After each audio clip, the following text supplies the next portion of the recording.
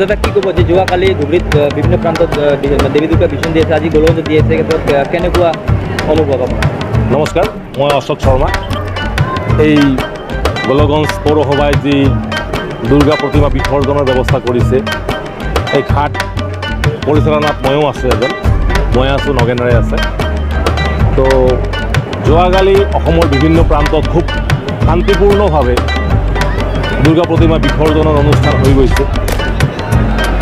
তাৰ বাবে আমি চৰকাৰকো ধন্যবাদ জনাব লাগিব, ৰাজ্যকো ধন্যবাদ জনাব লাগিব, বিভিন্ন দল সংগঠনকো ধন্যবাদ জনাব লাগিব।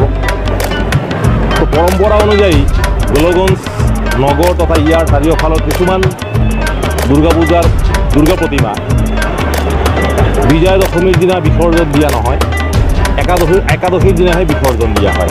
সেই পৰম্পৰা অনুসৰি প্ৰতি বছৰৰ দৰে এই বছৰো গোলকগঞ্জৰ এই গংগাধৰ নদীৰ পাৰত গোলগঞ্জ পৌৰসভাই খুব সুন্দৰ ব্যৱস্থাপনাৰে বিসৰ্জনৰ ব্যৱস্থা কৰিছে।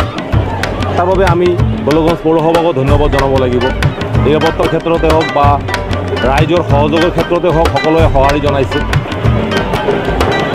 আৰু আমাৰ সংবাদ মাধ্যমৰ আপোনালোকে ইয়াত আহি আমাক যি ধৰণে সহযোগ আগবঢ়াইছে বা আমাৰ নিউজবিলাক আপোনালোকে লৈছে, তাৰ বাবে আপোনালোককো আমি ধন্যবাদ জনাইছোঁ।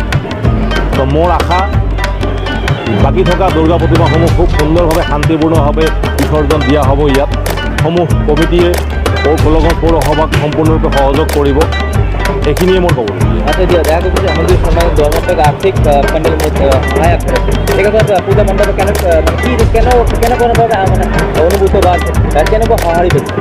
সেইটো এটা ঐতিহাসিক সিদ্ধান্ত, যিটো সিদ্ধান্তৰ কাৰণে আমি অসম চৰকাৰ, বিশেষকৈ ডক্টৰ হিমন্ত বিশ্ব শৰ্মা মুখ্যমন্ত্ৰী মহোদয়ক আমি আন্তৰিকভাৱে ধন্যবাদ জনাবই লাগিব।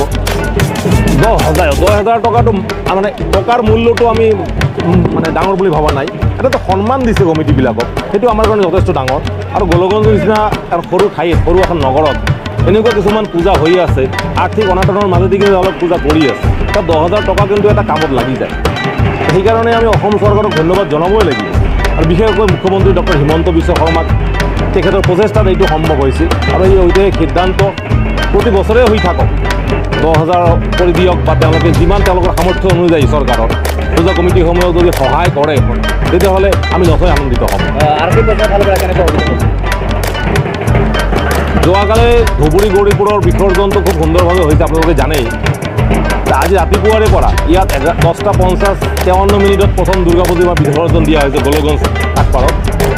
ৰাতিপুৱাৰে পৰা প্ৰশাসন, পুলিচ প্ৰশাসন, অসামৰিক প্ৰশাসন, আমাৰ যে চাৰ্কেল অফিচ আছে তেওঁলোকৰ কৰ্মচাৰীসকল, পুলিচ প্ৰশাসন সুন্দৰভাৱে সম্পূৰ্ণৰূপে সহযোগ কৰিছে।